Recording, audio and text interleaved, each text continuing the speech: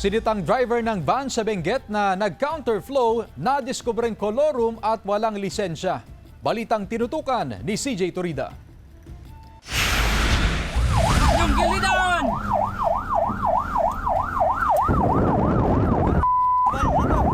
Mistulang eksena sa pelikula ang habulan na ito sa pagitan ng mga tauhan ng LTO at isang pribadong van sa may bahagi ng Cannon Road.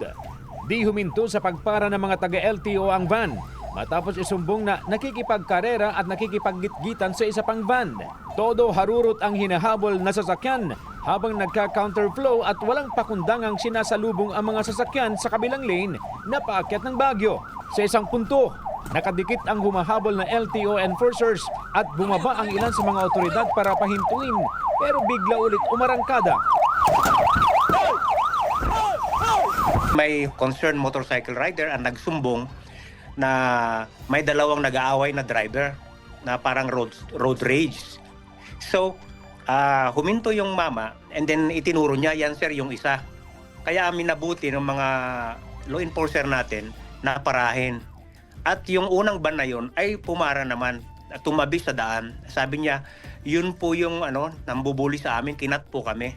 Yung van na yan, yung papunta na parating. So, pinara ulit yung van na parating. Ang problema, hindi huminto. Sa huli, hinarang ng iba pang LTO unit ang van pero binangga niya muna ang sasakyan ng LTO bago ito tuluyang napahinto. Pero laking gulat ng mga LTO enforcers nang madiskubre na may sakay palang 8 pasahero ang van. Ang isa, menor de edad pa. Napag-alaman ng LTO na ang driver na nagmamaneho ng ikalawang van wala palang lisensya at may patong-patong ng record na violation. Nahuli na siya noong 2024 pero sa kadahilan na nagkolorum siya. Same violation din na ginawa niya ngayon. Talagang abusado yung driver, pasaway dinidisregard niya yung mga enforcers natin. Marami siyang pwedeng ma-aksidente, madamay. Maraming pwedeng masaktan. Kasi yung daan na yun, napakakitid eh.